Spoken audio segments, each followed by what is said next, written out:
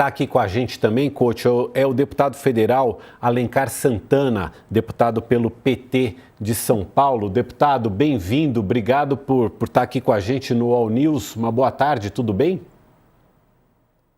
Boa tarde, Mauro, Carla, Daniela, Ricardo, todos vocês aí, um prazer estar com todos aí do All. Obrigado pelo convite. Deputado, o senhor fez uma série de críticas já ao texto, as primeiras versões, né, do texto do relator Guilherme Derrite. Hoje saiu a 5ª versão. Queria saber a opinião do senhor sobre essa versão e se ela está mais perto do que o governo quer. Você sabe que a dúvida agora é se nós vamos ter uma 6ª versão, né? A nossa reportagem aí na Câmara já disse que vai. Acabamos de falar disso. São tantas versões em pouco tempo que o cara da segurança demonstrou que ele é um cara inseguro. Essa é a verdade, né? O secretário do Tarcísio foi exclusivamente liberado do governo para vir aqui relatar um projeto importantíssimo de forte impacto político e fez aí uma verdadeira bagunça, demonstrando um despreparo, um desconhecimento e uma forte segurança naquilo que ele apresenta de proposta. Estamos na expectativa se vai ter uma outra versão ou não, mas todas elas até agora apresentaram problemas diferentes, né, da primeira para essa última, por exemplo, mas ainda há problemas, né? Nesse caso ainda, na atual, na 5ª, né, essa proposta ainda tem problemas em relação ao confisco de bens, ao perdimento de bens. Não dá para entender por que essa tentativa de se blindar, de se proteger os bens dos chefões do crime organizado, os líderes das facções, que são justamente eles que possuem empresas e grandes patrimônios, né? E não a molecada lá na ponta. Dani, se tiver uma pergunta... Claro, Mauro. Obrigada pela oportunidade. Oi, deputado, tudo bem? É Dani Lima. Eu vou pedir para o senhor explicar melhor para quem está em casa, porque quem não está acompanhando o par e passo, e mesmo quem está acompanhando o par e passo, pode ficar meio perdido. Se eu tenho boa memória, o projeto do ministro Ricardo Lewandowski, o projeto do Ministério da Justiça, previa o perdimento dos bens antes mesmo do transitado em julgado, né? Ou seja, quando não há mais qualquer tipo de recurso a ser impetrado. O Derrite mantém o perdimento de bens apenas após o trânsito em julgado, ou seja, depois que todo e qualquer recurso possível e imaginável for rejeitado ou analisado pela Justiça. É disso que se trata? É essa questão que ainda incomoda o senhor? Sim, não só eu, o governo, né? O governo tem crítica porque dificulta, né, esse perdimento de bens, esse confisco dos bens ali de uma maneira rápida e imediata. Né? Quais bens? Utilizados no crime ou produtos do crime. Ou seja, o dinheiro que o crime organizado ganhou, ou um imóvel, um veículo, uma aeronave, um helicóptero, uma lancha, qualquer bem que eles utilizaram para praticar o crime. Mas tem uma pequena diferença entre essa 5ª versão e a 4ª versão. Eu vou explicar, se vocês me permitem, aqui rapidamente, da maneira mais simples possível. Mas eu queria recuperar. A primeira versão, ele tirava a Polícia Federal da investigação do crime organizado.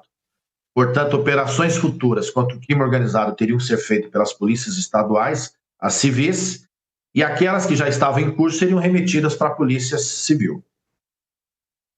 Segunda versão, ele diz que a Polícia Federal poderá continuar investigando o crime organizado, mas teria que avisar o governador de estado. Se esse grupo, que nessa prisão que teve hoje, por exemplo, do ex-presidente do Banco Master, se ele tivesse uma atividade criminosa envolvendo 4 pessoas ou mais, seria uma organização criminosa. Se a Polícia Federal fosse fazer alguma ação contra ele, teria que avisar o ibanês. Olha a contradição. Um absurdo. Né? Não tem sentido algum. Lembrando que o governador do Distrito Federal queria, através do BRB, comprar o Banco Master. E aí teria que avisá-lo que poderia ter uma prisão contra o ex-presidente daquele banco ou alguma pessoa do seu governo, se fosse o caso. Terceira e quartas versões com pequenas diferenças entre elas. Mas vamos ao centro. O que ele queria nessa quarta? Dizendo que e na terceira. Para perder o bem, ou seja, para a polícia, para o poder público, tomar os bens do crime organizado, das facções, seus líderes e das empresas por eles utilizadas, teria que ter uma ação autônoma, um processo civil autônomo, e processo no Brasil a gente sabe que não é rápido. Portanto, ia demorar muito mais tempo. Ora, vamos ser sinceros, o que uma organização criminosa ia fazer sabendo que ela pode perder o seu bem, a sua riqueza? Ela ia abrir mão do patrimônio, ia fazer ele sumir, dilapidar o patrimônio. Quando chegasse ao final do processo, não ia ter mais nada. Ora, então ali há uma proteção excessiva a quem? Aos chefões do crime, aos líderes do crime organizado, a quem lucra milhões ou milhões com o tráfico de armas, de drogas e outras atividades.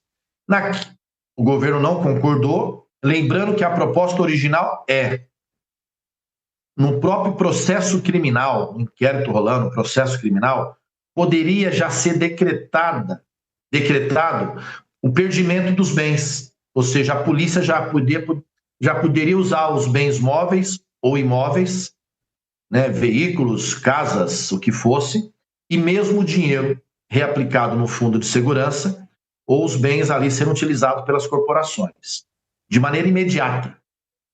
E se a pessoa, ao final, fosse declarada inocente, o Estado ia devolver o valor correspondente atualizado. Bom, aí o Derrite diz o seguinte, o secretário Tarcísio, não, vamos discutir essa parte. Não dá para a gente pegar os bens do crime. Deixa um processo rolar para dizer se o que ele usou mesmo foi na atividade criminosa, se o dinheiro que ele tem provém do crime ou não vem. Enfim, ele ia criar uma confusão, esse processo ia se arrastar por anos e com certeza esse patrimônio ia embora. Quinta versão. Ele muda um pouco, viu, Daniela? Ele muda um pouco. Ele permite que seja decretada a perda dos bens mais rápida em relação à proposta anterior dele, mas ainda mais lenta em relação à proposta do governo Lula. Só que ele diz o seguinte, mas teria que justificar e provar que se a pessoa ficasse ainda com os bens produto do crime ou usados na atividade criminosa, que esse produto poderia ser dissipado. Haver um risco desse produto, desse dinheiro se perder, o bem se desvalorizar, o patrimônio ser corroído. Ora, ia continuar tendo um processo à parte, lento, demorado, e só ia beneficiar justamente os chefões do crime organizado, que tem uma estrutura financeira muito poderosa para sustentar toda a estrutura. Deputado, a Carla Araújo tem uma pergunta também. Deputado, boa noite. A gente tem falado aqui, tem visto que o presidente da Câmara, Hugo Motta, está realmente querendo fazer essa discussão, né, ser votada hoje, esse projeto ser votado hoje, mas aí, como o senhor tem falado, a gente está vendo talvez versão, etc. Como é que o senhor vê o calendário desse tema, dado o fato de que o governo também tinha como prioridade quando enviou o projeto, né, para o Congresso, antes da relatoria do Derrite? O senhor consegue imaginar que dá para fazer esse projeto realmente ser votado e concluído no Congresso e o presidente Lula sancionar? Dá para a gente ter uma resposta em relação a isso até o fim desse ano? Que quando a gente para e pensa, a gente está em novembro, essa semana tem feriado, enfim, quando o Congresso quer dar. Mas como é que é o calendário que o senhor vê, dado que o presidente Hugo Motta diz que não dá para ter essa discussão de forma eterna, que uma hora essa discussão tem que cessar e votar. O senhor acredita na votação hoje e qual que é o calendário que o senhor trabalha? Olha, nós queremos votar o mais breve possível, aprovar a matéria, mas precisamos votar uma legislação que permita efetivamente combater o crime organizado. Porque se fosse só um problema de rapidez, teria votado a primeira matéria como queria o Derrite e a Polícia Federal estaria acorrentada. Não poderia ali investigar as organizações. É importante lembrar que tramita na Câmara, desde o primeiro semestre, a PEC da segurança. A proposta de emenda à Constituição, que cria um novo arcabouço ali constitucional em relação à segurança pública, trazendo mais responsabilidades ao governo federal, um poder, um sistema integrado, compartilhado, cooperativo, colaborativo entre Polícia Federal e polícias estaduais, para que haja, através dessa unidade, mais eficiência e eficácia no combate ao crime organizado. E que o campo bolsonarista, em especial, boicotou, sabotou, obstruiu desde o primeiro momento essa proposta, ainda no semestre passado. E está tramitando numa comissão especial e ainda ali tem obstrução para que ela possa ser votada rapidamente. Já seria um novo marco, muito importante. E lembrar que essa relatoria também da PEC, da Emenda à Constituição, proposta, não foi dada a nenhum deputado da base e muito menos do PT. Ficou com o deputado oposicionista. No projeto antifacção, que é um projeto de lei, o seu trâmite poderia ser muito mais célere, pode ser, como está sendo, foi dada a relatoria a um opositor frontal, e nesse caso ao secretário do Tarcísio. Nós temos celeridade, agora não dá para votar no texto. E ao invés de a gente combater as facções criminosas, a gente dificulta a investigação. E ao invés de combater a estrutura, a cabeça do crime organizado, a estrutura que comanda, que faz a gestão do dinheiro, de toda a estrutura, de tudo aquilo decorrente, em vez de combater isso para ter muito mais resultado na ponta, a gente fingir que está combatendo e aprovar um projeto que cria obstáculos ao invés de facilitar o enfraquecimento do crime organizado. Nesse sentido, deputado, então os próximos passos são continuar negociando, pelo lado do governo não há garantia de que esse texto possa ser votado ainda hoje? Está tendo uma reunião nesse momento de líderes, o líder Guimarães, que é o líder do governo, está lá participando, ele vai ponderar para que haja uma alteração no texto, no sentido de permitir, conforme queria a proposta original do presidente Lula, do governo, que haja medidas muito mais céleres, imediatas e eficazes de perdimento de bens, para retomar imediatamente os bens utilizados pelo crime. Se não for possível, na data de hoje, que a gente continue dialogando para a semana que vem votar. Mas tem que ser um texto razoável. Nós não podemos votar um marco legal dessa envergadura, com esse recado político e social, mas que na prática vai para outro caminho.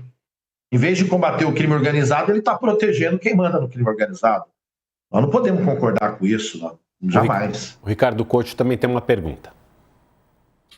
Boa tarde, deputado. Obrigado pela entrevista. Eu estou achando uma coisa, desde o início dessa história aí, não foi uma tremenda bobeada da bancada governista de deixar a relatoria desse projeto na mão de não é que seja um oposicionista, um radical bolsonarista da extrema-direita, secretário de Segurança Pública em São Paulo. Como é que isso aconteceu? Porque normalmente quem apresenta o projeto, no caso foi o governo que apresentou, indica o relator, né? E o outro lado indica o presidente. O que aconteceu que, de repente, do nada aparece o Derrite em Brasília mandando esse projeto, que era um projeto do governo, um projeto sério, necessário, e que foi completamente desvirtuado nas várias versões já apresentadas. O que aconteceu para essa lambança que nós estamos vendo aí? Pô, isso não é uma pergunta, não é uma resposta fácil a essa pergunta. Primeiro que o ato de nomear o relator é do presidente da Câmara. Ainda mais, nesse caso, um projeto que tramitar em regime de urgência, vai direto ao plenário. É um ato dele, não tem decisão colegiada, você tem pedidos políticos. Ele fez essa nomeação, essa indicação. Agora, assim como o jabuti não sobe em árvore, na política não tem coincidência. Na minha avaliação, há uma tentativa de um setor político de que criou uma narrativa de que o governo Lula, de que o PT não tem proposta, não possui propostas para a da segurança pública, e aí tiram de nós a relatoria. Eu lembrei da PEC da segurança, que também foi dada a relatoria a um deputado de oposição. Verdade que não é tão radical como o Derrite, mas é um deputado de oposição, Mendonça Filho. E aí, nesse caso, que estava esse grande debate sobre a segurança pública, o governo manda uma proposta de endurecer as medidas, as penas, a legislação para poder combater mais firmemente o crime organizado. Vem um cara... Agora eu pergunto, por que o Tarcísio liberou seu secretário de segurança, homem de confiança há 3 anos, homem forte, para ele, para vir aqui relatar esse projeto. Não há coincidência. Não há coincidência. Afinal de contas, ele vai voltar para a segurança pública. Portanto, foi combinado isso.